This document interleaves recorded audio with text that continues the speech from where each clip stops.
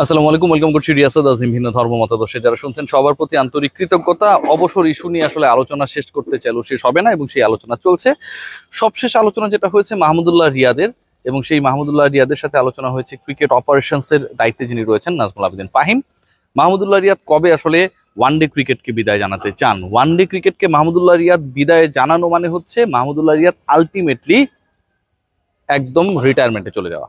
মুশফিকুর রহিমকে নিয়ে আলোচনা হচ্ছিল। মুশফিকুর রহিমের ওয়ানডে অবসর নিয়ে অনেক ডিসকাশন হয়েছে, ফেসবুকে স্ট্যাটাস দিয়ে তিনি সেটি জানিয়েছেন। কিন্তু মুশফিকের সাথে মাহমুদুল্লাহর ডিফারেন্সের জায়গাটা হচ্ছে মুশফিক কিন্তু এখন পর্যন্ত ইন্টারন্যাশনালি রিটায়ার ক্রিকেটার না, কারণ তিনি টেস্ট ক্রিকেটে এখনো এভেলেবেল। সো মাহমুদুল্লাহ রিয়াদ তিনি যদি অবসর গ্রহণ করেন, অবসর যদি সুযোগ নেই, তিনি অবসরের সিদ্ধান্ত নিয়েছেন অলরেডি, বাংলাদেশ ক্রিকেট বোর্ড সেটা কনসিডারেশনে নিয়েছে।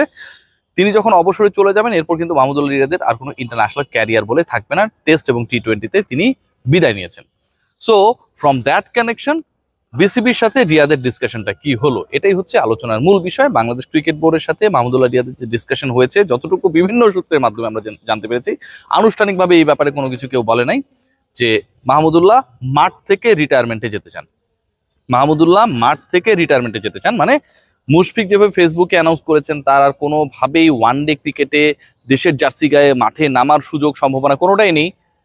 তাকে কেক কেটে তার দল মোহামেডান সেলিব্রেট করেছে তার রিটায়ারমেন্টটাকে, তার গ্লোরিয়াস ক্যারিয়ারকে। মাহমুদুল্লাহর ক্ষেত্রে তেমনটা হচ্ছে না। মাহমুদুল্লাহ রিয়াদ মাঠ থেকেই ক্রিকেটকে চিরতরে বিদায় জানাতে চান এবং সেই জানাতে চাওয়ার যে ইচ্ছা, মাঠ থেকেই অবসরে যাওয়ার যে ইচ্ছা, সেটা তিনি বাংলাদেশ ক্রিকেট বোর্ডের সাথে ক্লিয়ার করেছেন। এরপরে ঘটনা যেটা ঘটেছে, এরপরে আলোচনার পয়েন্ট যেটা, সেটা আসলে কবে ঘটতে যাচ্ছে। বাংলাদেশ দল ওয়ানডে খেলবে হোমে, অনেক লেট রয়েছে সেটা, এবং সেটা হচ্ছে মোটামুটি জুলাই অগাস্টের ওই দিকটায়। এখন মাহমুদুল্লাহ রিয়াদকে যদি মাঠ বলতে ঘরের মাঠ বোঝানো হয়, তাহলে মাহমুদুল্লাহ রিয়াদের জন্য বাংলাদেশ ক্রিকেট বোর্ডকে অন্তত আরো 6 মাস ওয়েট করা লাগবে যে মাহমুদুল্লাহকে আমরা ঘরের মাঠে খেলিয়ে বিদায় দেব। এখন এই 6 মাসের মধ্যে হোমের বাইরে অ্যাওয়েতে যে সিরিজগুলো রয়েছে সেগুলো থেকে মাহমুদুল্লাহ রিয়াদকে Bangladesh cricket board, BCB, selection panel, cricket operations জাতীয় দলে এভেলেবেল রাখবে। এটা কিন্তু একটা বড় প্রশ্ন যে মাহমুদুল্লাহ রিয়াদকে যদি আমি হোম অফ ক্রিকেট থেকে, ঘরের মাঠ থেকে বিদায় দিতে চাই, তাহলে ইন বিটুইন এই যে সময়টা অ্যাওয়েতে যে খেলাগুলো হবে, ওয়ানডে ফরম্যাটে খেলাগুলো হবে, সেখানটায় মাহমুদুল্লাহকে আমরা এভেলেবেল রাখবো কি রাখবো না, নাম্বার 1 পয়েন্ট।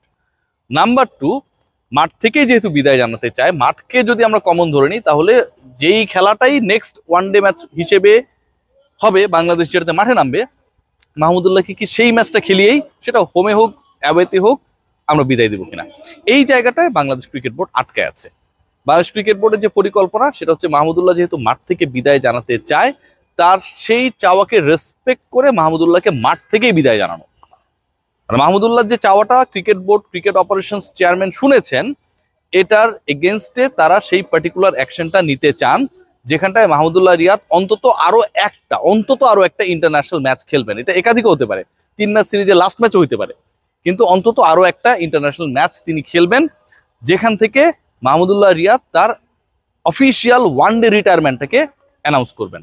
সো এটাই হচ্ছে নিউজ মাহমুদুল্লাহ রিয়াদের ব্যাপারে। Bangladesh cricket board they have taken their decision যে তাকে মাঠ থেকেই বিদায় জানানো হবে। মাহমুদুল্লাহ রিয়াদও অ্যাগ্রিড যে তিনি মাঠ থেকেই বিদায় নেবে, তবে সেই দিন ঘন্টা এখন পর্যন্ত ডিসাইডেড না। মাহমুদুল্লাহ রিয়াদের বিদায়ের যে পরিকল্পনা এবং বাংলাদেশ ক্রিকেট বোর্ডের এই ইস্যুতে মোটামুটি ফাইনালি যে একটা স্টেপ, আমরা পঞ্চপাণ্ডবের শেষ পাণ্ডব আমরা বলতে পারি মাহমুদুল্লাহ রিয়াদকে, কারণ বাকিরা তো কেউ খুব একটা ওয়ানডেতে এভেলেবেল নাই এখন। মাশরাফি নেই, সাকিব নেই, তামিম নেই, মুশফিকও নেই।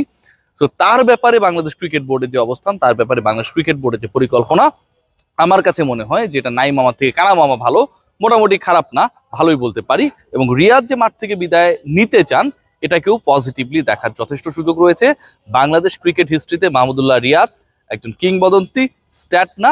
তিনি যেভাবে চ্যাম্পিয়ন্স ট্রফিতে বাংলাদেশকে সেমিফাইনালে তুলেছিলেন, যেভাবে 50 ওভারই ওয়ার্ল্ড কাপে বাংলাদেশকে কোয়ার্টার ফাইনালে তুলেছিলেন, যেভাবে দল থেকে বাদ পড়ার পরও কামব্যাক করেছিলেন, তারপরে ওয়ার্ল্ড কাপে সর্বোচ্চ রান করেছিলেন, দেশের হয়ে একমাত্র সেঞ্চুরিটা তিনিই করেছিলেন, সেই মাহমুদুল্লাহ রিয়াদকে আসলে বাংলাদেশের ক্রিকেট আজীবন স্মরণ করবে। তার বিদায়টাও তো স্মরণীয় হয়, বাঞ্ছনীয়। সবাই ভালো থাকবেন, টেক গ্রেট কেয়ার।